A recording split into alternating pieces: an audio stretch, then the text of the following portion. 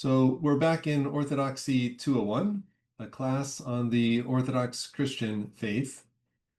We have been going through the chapter entitled Orthodoxy, and in recent sessions, we have looked at the Great Schism between the Orthodox East and the Roman Catholic West.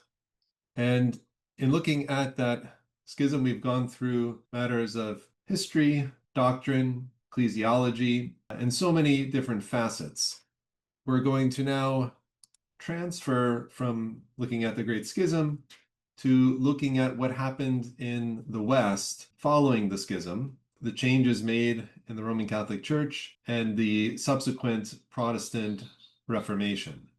So we're now switching gears a little bit, and today we're going to begin with this slide that introduces the road to Protestantism. So Suzanne, can you start us off, please? The road to Protestantism. After 1054, the Roman Catholic Church grew increasingly centralized, wealthy, and politically entangled, yet less spiritually accountable. The loss of conciliar balance, moral failures, and abuses of papal power prepared the ground for reformers who sought to recover authentic faith and Scripture's authority, leading to the Protestant Reformation. This period witnessed profound shifts in the nature of church authority. What began as efforts to purify and strengthen ecclesiastical order gradually evolved into an unprecedented concentration of power in Rome.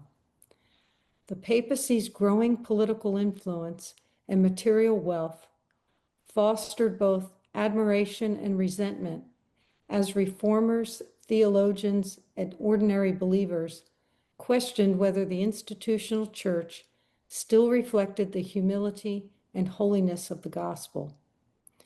These centuries of transformation can be traced through 5 defining developments. Number 1, Papal Centralization, 11th to 13th centuries. Institutional and moral corruption, 13th to 15th centuries. Decline of conciliar reform, 15th century. Doctrinal and devotional tensions, indulgences, and the revolt of conscience, 16th century. Thank you, Suzanne.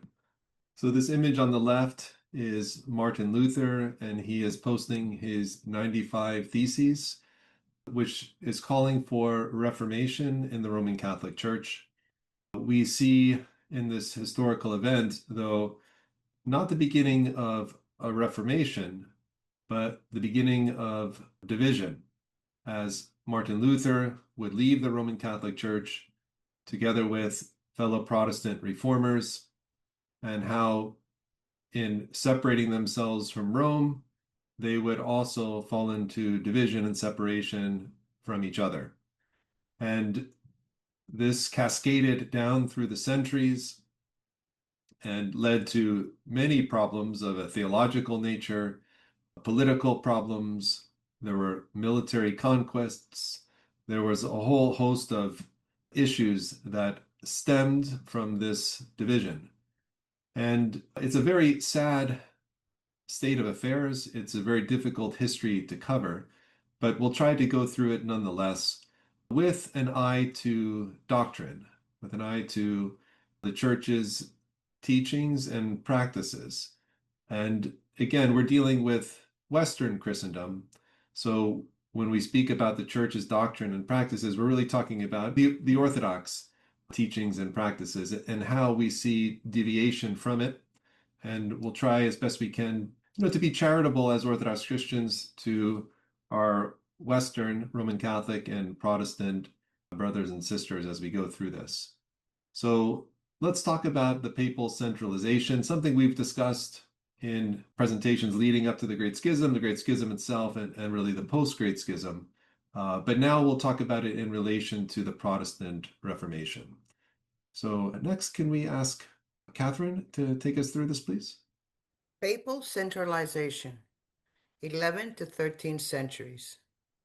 After the Great Schism, the papacy transformed from pastoral role into a political and administrative monarchy. The Gregorian reforms sought to free the church from imperial control, enforcing clerical celibacy and ending simony, yet also produced a highly centralized institution. The Pope became not merely first among equals, but the supreme head of the Western Church, claiming authority even over kings. By the time of Pope Innocent III, 1198-1216, papal power reached its height. He likened the Pope to the sun, ruling over the moon of secular authority. This consolidation strengthened governance, but sowed the seeds of corruption as spiritual authority merged with ambition, wealth, and political control.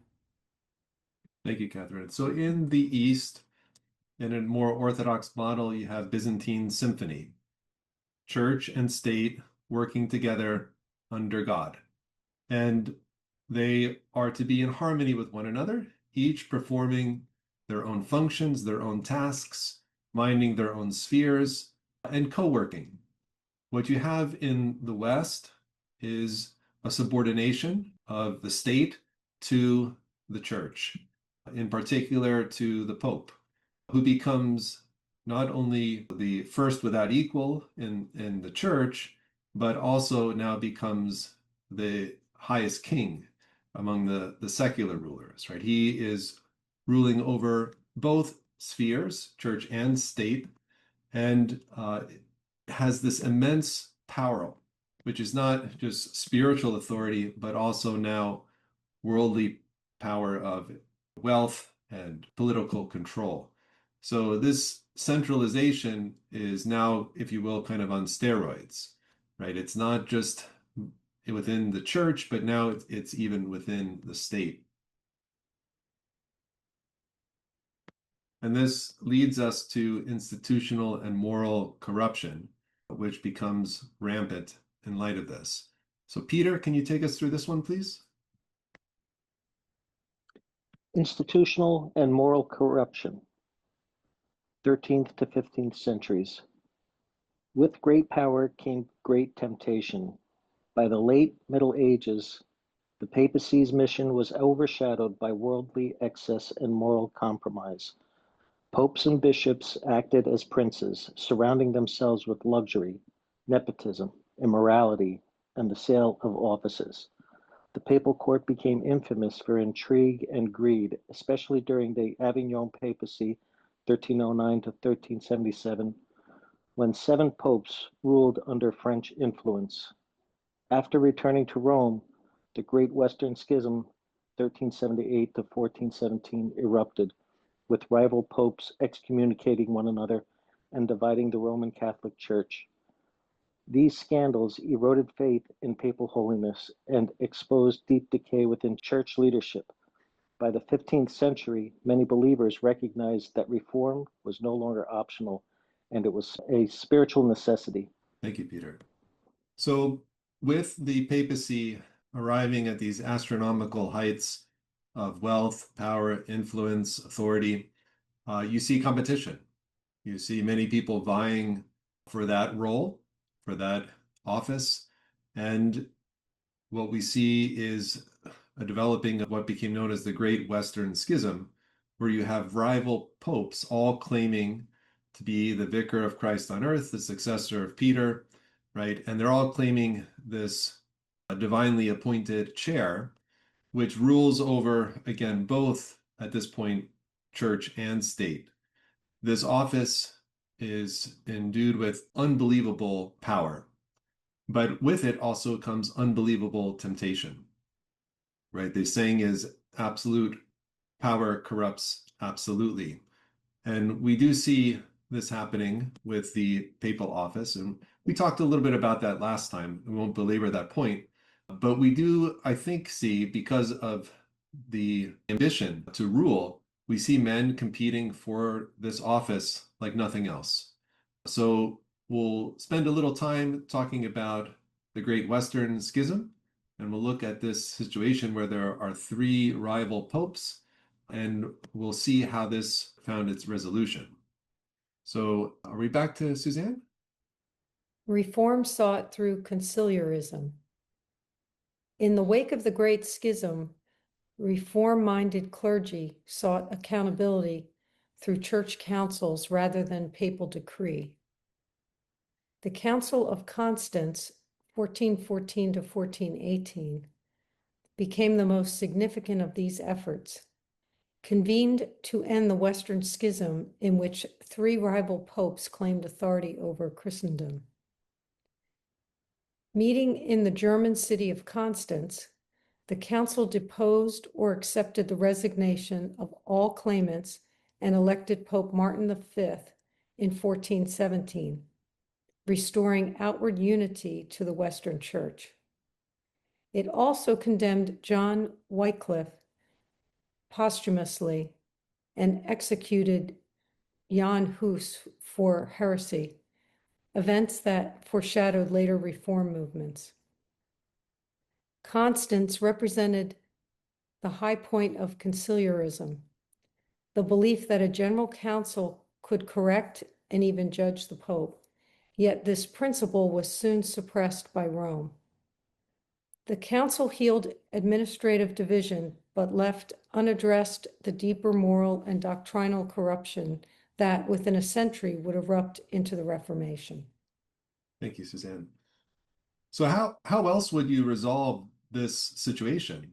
You have three people claiming the office of Peter, and if they are the successors of Peter, then they are the heads of the church. But how could you have three and not one? And who do you listen to? You might say, well, let's just handle it like all difficulties and divisions and arguments were handled in the first millennia. And that's just to go back to asking the Pope to make a ruling, right? Oh, I'm joking, right? Because the first 1,000 years, that's not how problems were handled, right? You couldn't, and in this situation, you couldn't just go to the Pope because there's three of them, and they're all claiming to have this supreme authority. So what they did actually is they went back to what they knew, right? And that's when you have a disagreement in the church, you handle it in council, right? It's the only way that it could be done. And this particular instance reveals that because it's showing you have multiple claimants to supreme authority. And how do you resolve who's the rightful pope? The answer is you gather the church together in council and you see what the church decides to do. And in this case, all three of those contenders to the throne were removed, and you have someone new elected, Pope Martin V. So this is a very important council because it illustrates the need for conciliarism, even in the Roman Catholic model, right, of papal supremacy. It doesn't work because of the possible scenario and this historical example of multiple claimants to the papacy. You need a higher authority to resolve such a question. And that is, again, the council. But this was very brief. This was a moment of conciliarism kind of coming back, and then it fades away. This here is a beautiful illustration of that Council of Constance in 1417, in which you can see the gathering there and the kind of trial of Jan Hus, which we'll talk about a little bit in a moment. But I'd like to get into the decline of the conciliar reform and what kind of happened in the case of John Hus in the next slide. So, Catherine, can you take us through this, please? Decline of conciliar reform, 15th century.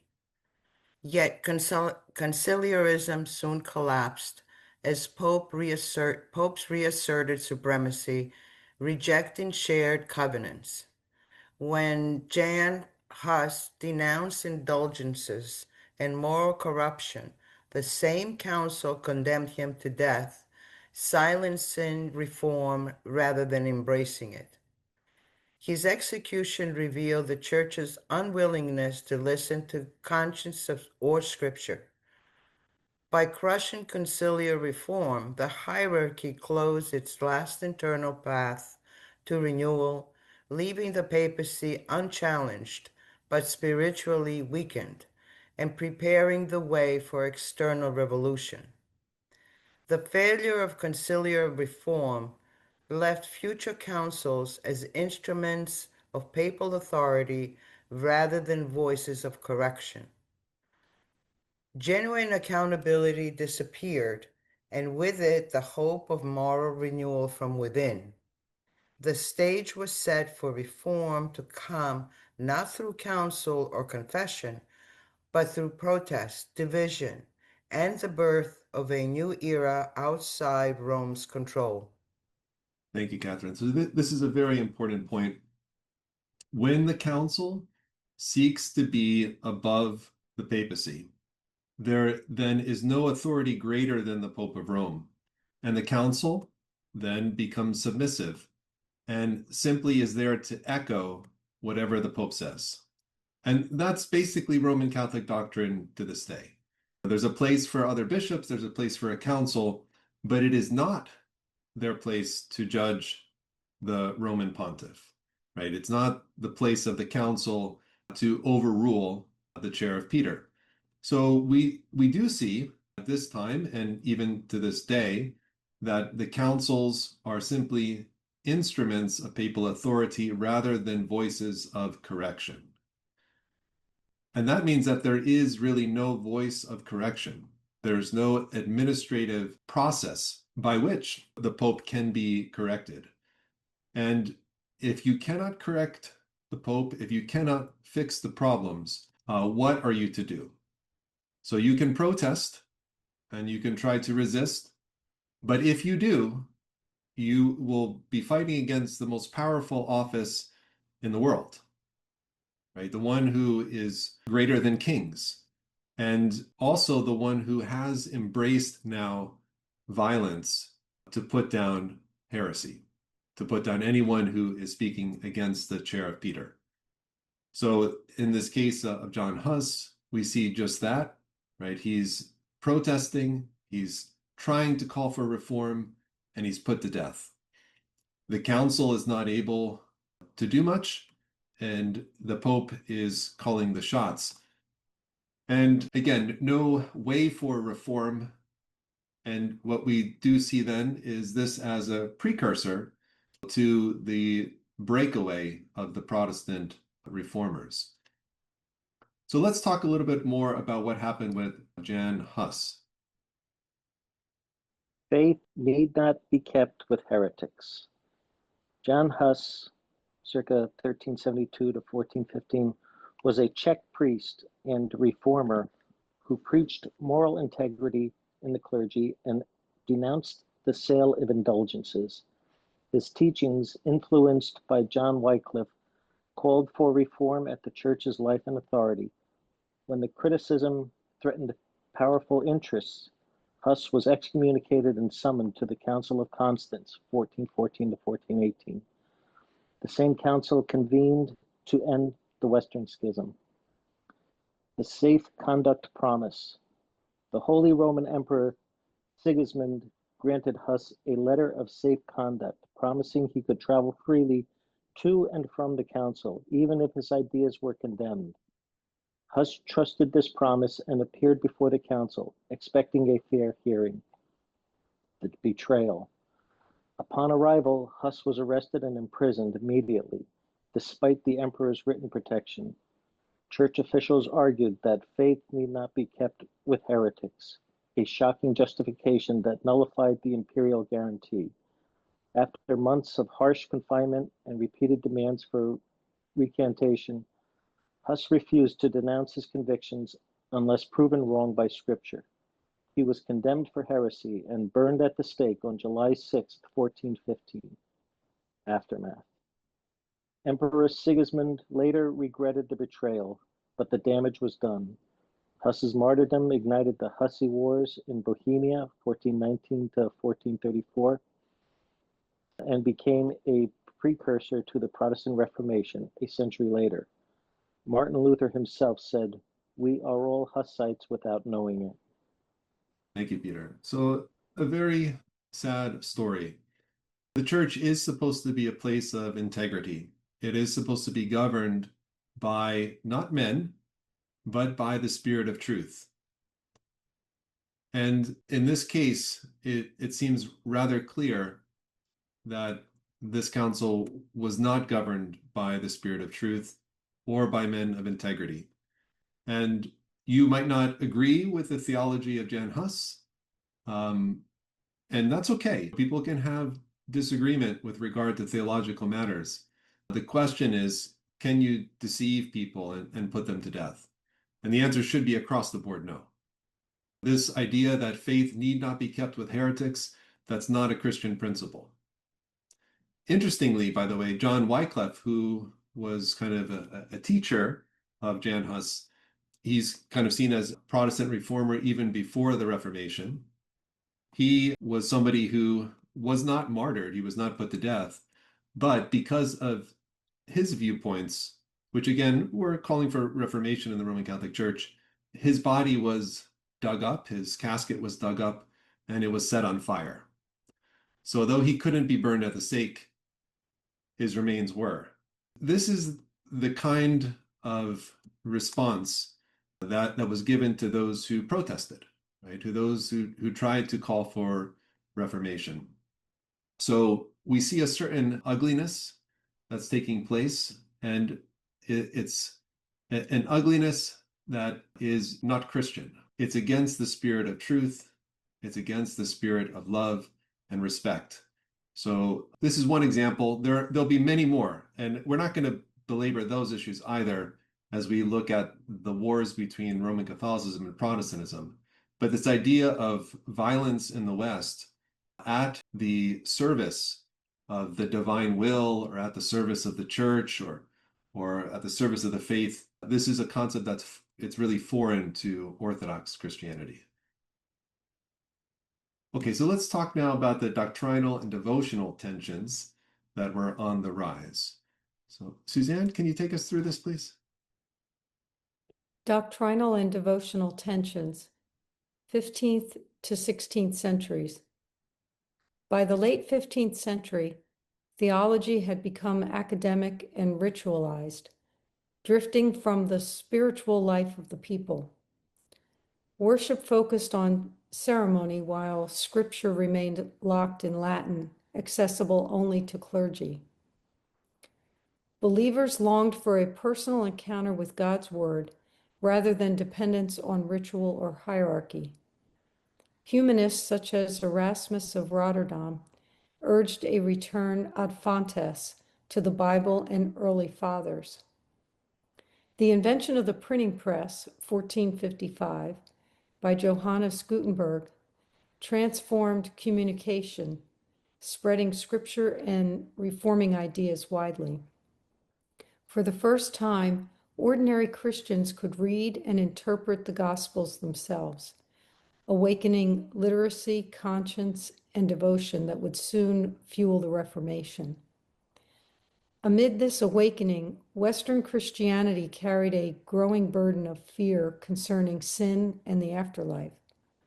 The doctrines of Purgatory and Indulgences promised relief from divine punishment, offering measurable remission of suffering through the Church's authority, ideas that soon turned faith's deepest hopes into instruments of control and commerce. Thank you, Suzanne. So with regard to the printing press, this development, this invention, really fueled the Protestant Reformation in a way that rivals just about any technological advancement and its effects upon a religion. This is really the chief example of how technology has affected religion, because what it did is it made it possible for people to have access to the scriptures in languages that they understood. We recall historically during the medieval period that most people were illiterate, that they could not read. They were not educated. The people who were educated, though, were the clergy. So in a town or in a village, you would have a parish priest, and they would be the only ones that could read the scriptures, which were in Latin, right? Latin was the unifying language of the Roman Catholic Church. And as in contrast to the Orthodox Church that used the language of the people would go to church and they would hear the scriptures in Latin and not be able really to understand it as well as their native tongue. And they had no access to the scriptures to read, and they had an inability to do so anyway because they were illiterate. With the development of the printing press, now the scriptures are accessible not just to the clergy and not just in Latin and not just through the church, but they're accessible to everyone in native tongues without any mediators, without the clergy or without the magisterium in the Roman Catholic Church providing context and greater education, an interpretative framework. Right now, it's just a free-for-all. The scriptures are available to everyone, and everybody can read and interpret the Gospels for themselves. And likewise, everybody can start to have their own thoughts and ideas, their own opinions, their own theology. And we see kind of an explosion of a variety of different viewpoints. And we'll talk more about that as we move forward and go through the Protestant Reformation. But this is a key development, the emergence of the printing press in 1455. Also mentioned in the slide is another key catalyst to the Protestant Reformation, and that are the doctrines of purgatory and indulgences. So we'll spend a little time going through them because of their importance in the Protestant Reformation, and we'll give an Orthodox critique of them as well. So let's start out with purgatory. Catherine, can you take us through this, please? Purgatory. Purgatory emerged in the medieval West as a new interpretation of earlier Christian beliefs about post-mortem purification. The early church had always prayed for the departed, trusting in God's mercy to cleanse and heal the soul, a view reflected in the vision of San Perpetua, 3rd century, and the dialogues of Pope Gregory the Great, 6th century.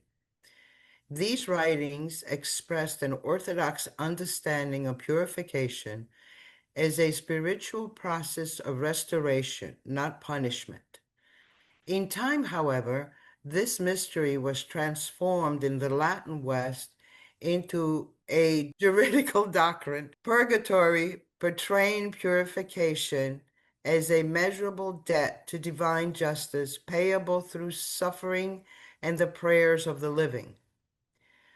By the 12th century, theologians like Peter Lombard and Thomas Aquinas systematized the doctrine into precise moral economy, where temporal punishments could be measured, transferred, and even commuted. The newly coined term purgatory appeared around 1170, and belief in measurable time and purgatory soon spread through sermons, pilgrimages, and art. The living were taught they could lessen these sufferings through masses, almsgiving, prayers, and indulgences, creating a vast spiritual marketplace.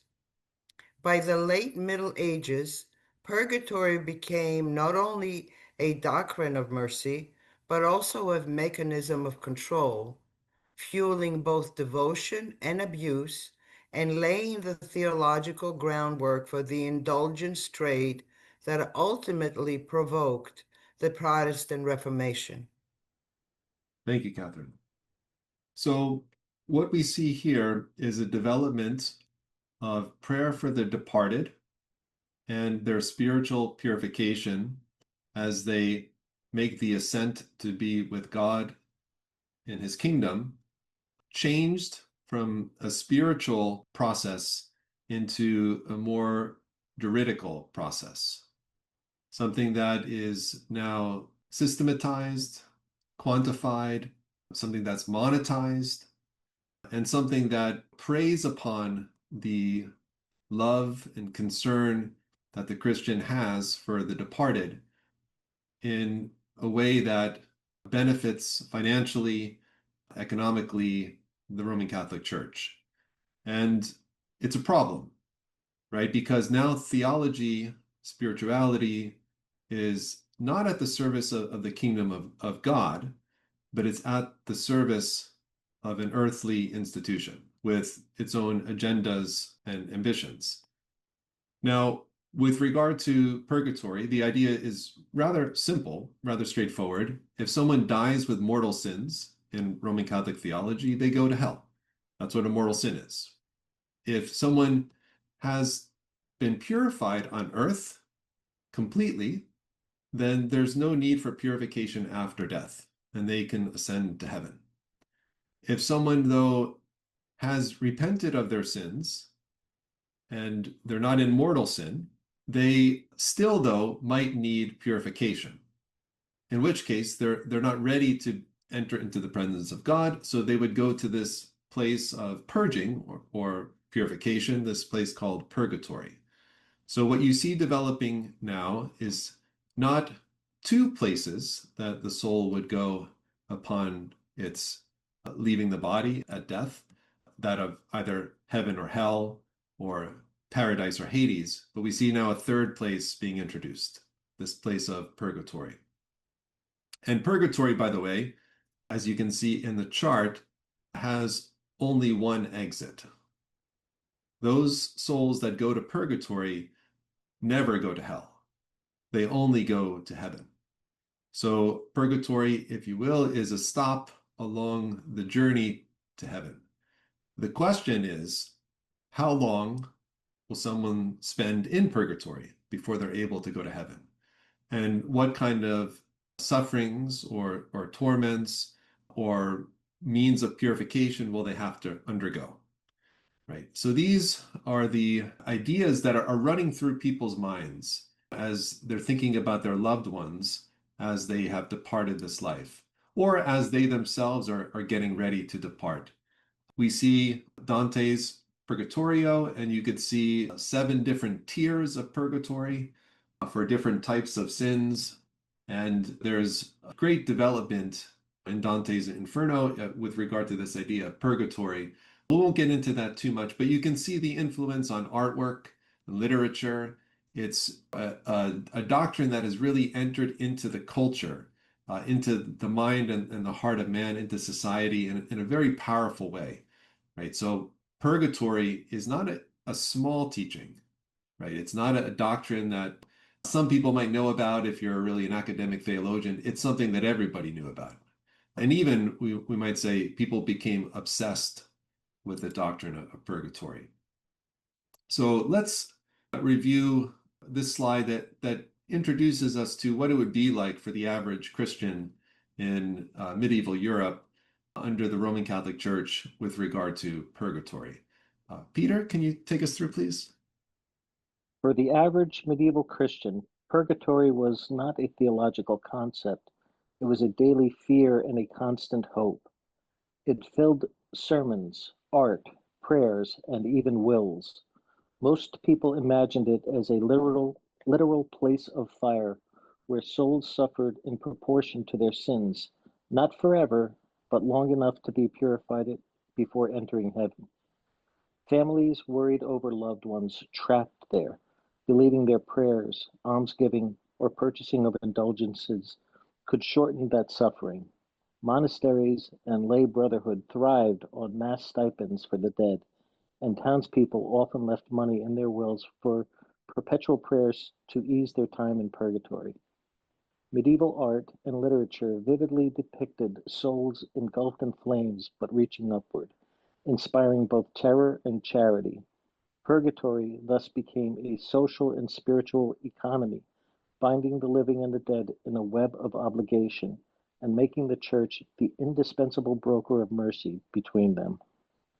Thank you, Peter. So this was no small doctrine, right? This was something on the forefront of people's minds, and it was something that affected the economy. It affected not just the increasing wealth of the Roman Catholic Church, but it also affected, those who were poor, those who were, if you will, middle class.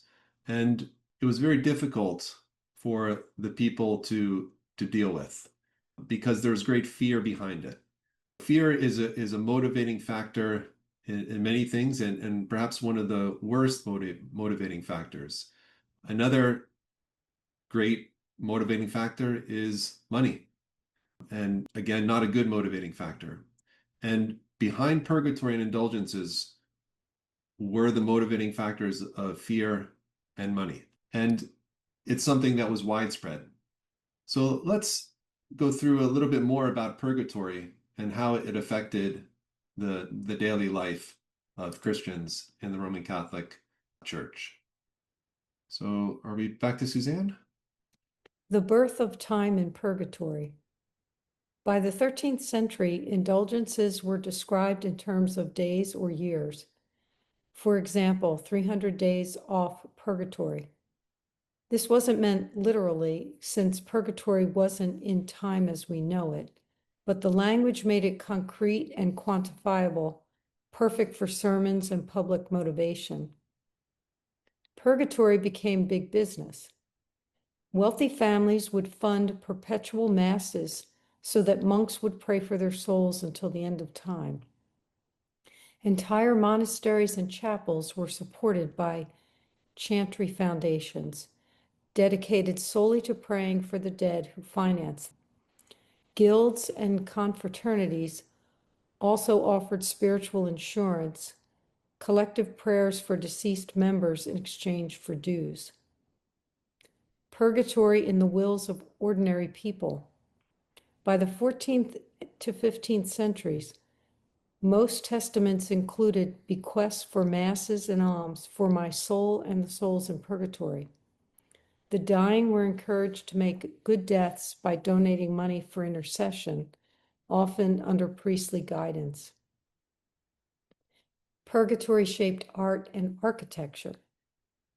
Frescoes and altarpieces frequently depicted souls half submerged in flames, their hands reaching toward heaven or toward Mary, who was seen as a chief intercessor. Candlelight vigils and All Souls' Day processions dramatized the bond between the living and the suffering dead. Purgatory and the printing press. With the invention of the printing press around 1455, indulgences became one of Europe's first mass-produced documents. The first mass media often included lists of indulgences or souls released by papal decree, spreading both hope and superstition. A powerful political tool. Monarchs sought papal indulgences to reward soldiers or fund crusades, promising spiritual benefit in exchange for loyalty or money. This blurred the line between salvation and politics, further fueling later reforms. Thank you, Suzanne. So the practice is widespread. People are obsessed with the idea of purgatory and how they can get out of it themselves, how they can help others get out of it. And they're doing everything that they can to pay the price. To whatever it costs, they're going to make sure that they pay that. And there's some goodness there, right? Because in a way that's like almsgiving. And you would want to do something to help someone. You wouldn't want to hold anything back, and it's self-sacrificial, right? So there's a certain genuineness there with regard to the people who, again, are uneducated, illiterate. They don't have access to the scriptures. They're just doing what they've been told. At the same time, although there's this genuineness of faith among the people, among the hierarchs, among the teachers of the faith, all the way up to the successor of Peter, you have some real spiritual corruption, taking advantage of the genuine faith of the ill-informed so that money could come in and wealth could be amassed and power could be increased. And it's happening all through the vehicle of the Roman Catholic Church. As people started to become aware of this and they started to see how gross and widespread these abuses were, they turned against the Roman Catholic Church. They turned against the magisterium. They turned against the papacy. And they wanted, in every way that they could, to reform things, to change things, to expose it, and to tell the people the truth. But there was no way that they could do it. They were fighting a losing battle.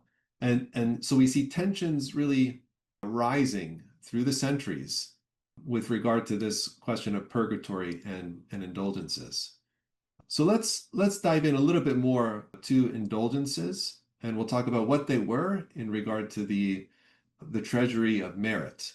So, Catherine, can you take us through, please? Indulgences. From healing to transaction, the distortion of penance. In the early church, and still today in Orthodoxy, penances are therapeutic, not punitive. They are given as spiritual medicine to help the soul heal from the effects of sin. A priest, like a physician, prescribes what is helpful: prayer, fasting, almsgiving, temporary exclusion from communion, always for restoration, never retribution. When sincere repentance and inner healings are evident, the penance may be lessened or even lifted entirely because its purpose has been fulfilled. Over time in the West, this pastoral understanding hardened into a juridical system of satisfaction. Sin came to be seen less as a wound and more as a debt owed to divine justice. From this emerged the idea of a treasury of merit, the surplus virtues of Christ and the saints that could be applied to others. Eventually, these merits were distributed through indulgences, which in their corruption were sold for money, promised for the dead, and marketed as guaranteed salvation. What began as the church's tender care for sinners devolved into spiritual economy, where mercy was quantified and grace became a currency. But why? That's a great question. Why? What was behind all of this? And we'll try as best we can to answer that, looking at historical data, looking at the account of what transpired. But it is an important question. Why? If there is this great treasury of merit, if there are all of these excess merits that the church possesses, why sell them? Why not give them out? Why not free people from purgatory? And that's the great dilemma. And this slide seeks to get into that, this question of why. Why not free everybody from purgatory? If the church has an unlimited supply of these merits, right, that are super abundant because of the virtues and the work of Christ, the Mother of God, and the saints. Why not use them, this infinite supply of merits, to free people from this purgatory? What would Jesus do, right? That's the question. What would Christ do? If the Pope is the successor of Christ on earth, he should do what Christ would do. And so let's discuss this treasury of merit. Peter? The Treasury of Merit. The Treasury of Merit is a Roman Catholic doctrine developed in the late Middle Ages to explain how indulgences could remit the temporal punishment due for sin. It teaches that the Church possesses a spiritual treasury, a vast store of grace accumulated from the infinite merits of Christ, the superabundant virtues of the Virgin Mary, and the good works of the saints. Because these holy figures performed more meritorious acts than required for their own salvation, their excess merits were believed to become available to others through the Church's administration. The logic of the Treasury.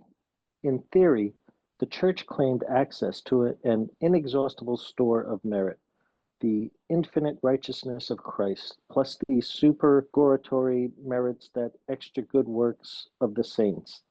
The Pope, as Christ's vicar, could draw from the treasury to remit temporal punishment for souls in purgatory. Indulgences were said to impart that grace either in part or in full. The dilemma. If these merits are truly infinite, why not release all souls at once? If grace can be given by decree, why should anyone remain in suffering? Thank you, Peter. So these are good questions, right? We might say, again, why purgatory? Why indulgences? I'd like to draw your attention to something else too. As we go through these false teachings on purgatory and indulgences, I'd like for you to note all of the different aspects of the Christian faith that are touched upon by these doctrines. So we have things like confession and penances. We have things like works and virtues and merits. We have things like prayer for the dead, intercession of saints. We have all of these things coming to the fore. They're all being wound up in these teachings of purgatory and indulgences. And it's important to see their connection, because when the Protestant reformers reject purgatory and indulgences, they also now start rejecting legitimate things that were brought into the mix, right? Legitimate things that were somehow now connected with these heretical teachings. So what we're going to see in later presentations is a rejection not just of that which is false, but a rejection of other things that were kind of part and parcel with purgatory and indulgences. So understand as best you can this connection between that which is legitimate and that which isn't, as setting the stage for the rejection of, if you will, as people often say, the baby with the bathwater, right? But this is a good question. If the church is compassionate, if the church is loving, if the church has this grace, which it says that it does have, right? This is not someone saying that the Roman Catholic Church has these things. It's the Roman Catholic Church herself saying that they have the superabundance of grace, the storehouse, this treasury of merit, and they could administer it as they wish. Why would they not wish to administer it to all immediately to set them free? Right? Why would souls still remain in suffering? Why not release everyone at once? And of course, the answer to that is very simple, right?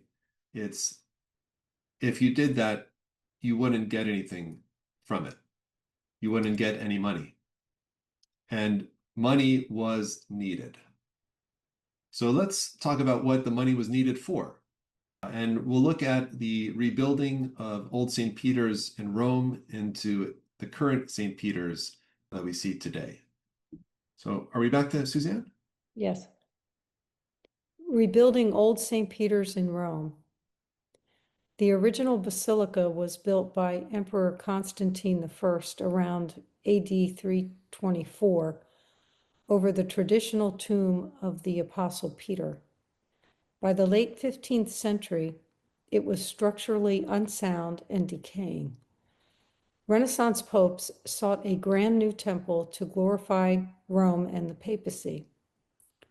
Pope Julius II reigned from 1503 to 1513, commissioned the new St. Peter's in 1506, hiring Donato Bramante as architect. The project was enormously expensive, far beyond the resources of the papal treasury. Subsequent popes, especially Leo X, whose reign was from 1513 to 1521, authorized a special indulgence campaign across Europe to raise funds. The legacy of indulgence. The new St. Peter's Basilica became the crowning monument of Renaissance art and papal ambition, adorned by masters such as Michelangelo, Raphael, and Bernini. Yet its grandeur came at a spiritual cost. The indulgence campaigns that financed it helped spark the Protestant Reformation, exposing the deep corruption and excesses of the late medieval church. Completed in 1626 under Pope Urban VIII, the basilica stands today as both a testament to human genius and a lasting symbol of the moral and theological abuses that fractured Western Christendom. Thank you, Suzanne. So we see the Roman Catholic Church not having much money, struggling to try and rebuild the palace, if you will, right? The home of St. Peter's descendant, right? The Pope of Rome. And they don't have the money. But what does the church possess but grace, right? Spiritual wealth. And if there were a way to change spiritual wealth into material wealth for a good purpose of rebuilding St. Peter's, maybe it's okay to do that. Maybe the ends justify the means, right? It's kind of like in economy, in a bartering system. You trade. If you have a lot of something and you don't have much of something else, you trade with somebody who's got what you need and you give them what they need. And there's an exchange, right? And that's kind of what happened with these indulgences and purgatory. There was an exchange that took place. The problem is, multiple problems, but one of the serious problems is that, grace is not something that is owned by the church. It's not something that is administered and managed by men. Grace is the very nature of God and his love. And it cannot be bought, it cannot be sold. What's happening here is the selling of something the church doesn't own, right? And what the church does acquire in its stead, what it receives, is something temporary, something worldly, something passing away. It receives wealth, and it receives power and greater glory and grandeur and all of that. But at what cost? At what cost? Spiritual integrity, theological soundness, and also, and this is significant, at the cost of unity, because it does bring about great division. So when we see on EWTN, or when you see online, or if you visit Rome and you go to St. Peter's and you see the magnificence here, we remember at what cost? And what does it symbolize? What does it represent? And it's a monument to the sad history of medieval Europe and Western Christendom. All right, let's talk a little bit more about these indulgences. It's hard not to mention this slogan, as soon as a coin in the coffer rings, the soul from purgatory springs. Right? I'm sure students of history have heard that. Let's talk a little bit about that. It's an interesting segment of the story. So, Catherine, can you take us through, please? The Preacher. Johann Tessel, 1465-1519.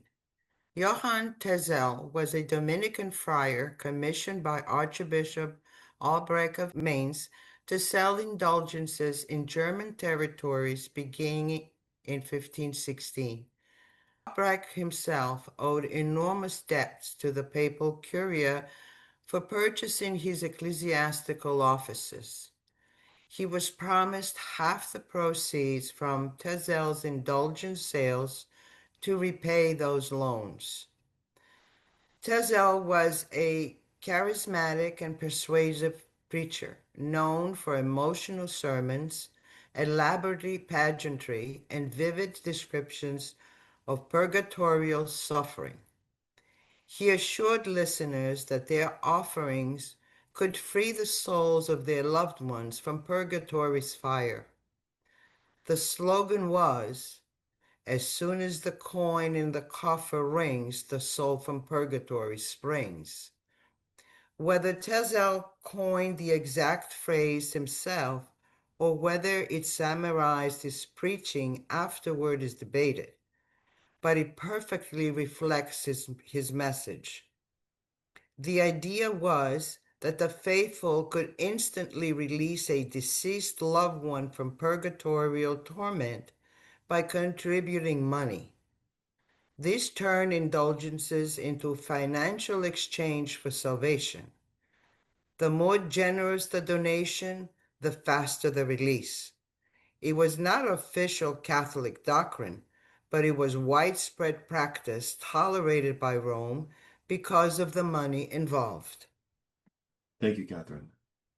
So those of you who are at Christ the Savior know that this Sunday we have a special parish meeting to talk about our building program. I'm actually on Sunday going to preach a special sermon as well.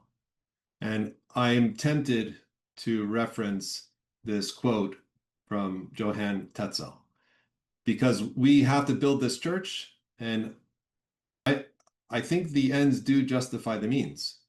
We have to find a way to get some money in the coffers. And people have loved ones that have departed, and it'd be nice to get them out of purgatory too. So we'll work it out. We'll make sure that we can accomplish our goals together, and everybody will be happy, right? So that was the idea. He's trying to make everybody happy, right? We're freeing people from purgatory. We're making money for the church. What's your problem? Why are you complaining? Not that big a deal. So he's going around and he's selling these indulgences, and he's charismatic, and like he's bringing in lots of money. People are paying for it. The church is getting wealthy. He's paying off his debts for the office and that he acquired, and everything's good. Everything's going well, except for that it's all false. It's all not true. And I'd like to close out with these two slides, this one and the next one, on purgatory and indulgences, and finish our class today. So if I can ask Peter, are you up next? Yes. Thank you. Purgatory, indulgences, and the promise of guaranteed salvation. The system of purgatory and indulgences depended on a claim that only God can make assurance of ultimate salvation. In Roman Catholic teaching, purgatory is not a second chance at redemption, but a temporary state for souls already saved, awaiting purification before entering heaven. There is no risk of damnation, no uncertainty of outcome. The certainty was precisely what made indulgences profitable. If purgatory led inevitably to heaven, then indulgences became a way to speed up a guaranteed reward, to buy relief from divine time rather than to seek divine mercy. The Church effectively administered access to heaven's waiting room, promising to shorten one's stay for a price. But by claiming just jurisdiction over souls already judged righteous, the Church presumed to manage what belongs only to God, the final judgment and the purification of the soul. It was, in effect, a bureaucratization of grace, transforming divine mystery into measurable debt and the promise of salvation into an instrument of control. Theological and moral implications. Redemption, now transactional as forgiveness equated with payment. Temporal punishment was measurable, negotiable, and transferable. Human mediation replaced God's mercy. Men managed the afterlife. Salvation was guaranteed, as purgatory had only one exit, heaven. Thank you, Peter. So there is an emphasis here on the guaranteed nature of salvation. Where do we find a guarantee in salvation in our Christian doctrine? Where do we find that? We don't. We don't. We all await judgment on the last day, and we ask God for mercy. There's no certificate that you could purchase that will guarantee you entrance into heaven. There's no amount of money or no crusade that you could fight in, or no deed that will give you a guarantee of eternal reward.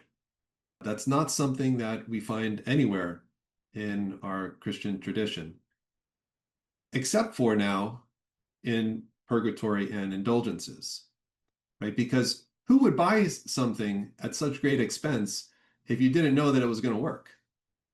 It doesn't make much sense to have such an investment when it's a 50-50 shot, right? It has to be guaranteed. It has to be an assurance. That's what you're paying for, right? And you had better get it. Otherwise, it's not a wise purchase. This idea of guaranteed salvation also comes into Protestant doctrines. We'll see that too, because they're going to want to offer the same guaranteed salvation that can't be lost either. These forms of guaranteed salvation are not within Orthodox Christianity. We hope for salvation. We seek salvation. We aspire to it.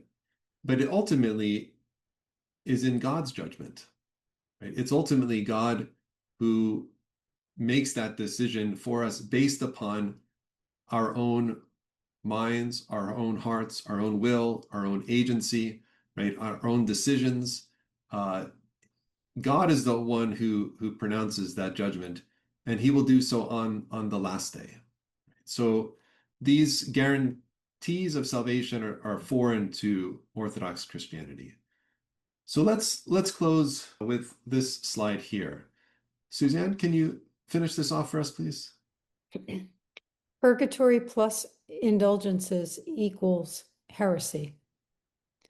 The Orthodox Church rejects the Roman Catholic doctrine of purgatory and indulgences because it turns the mystery of divine mercy into a legal system of punishment and payment.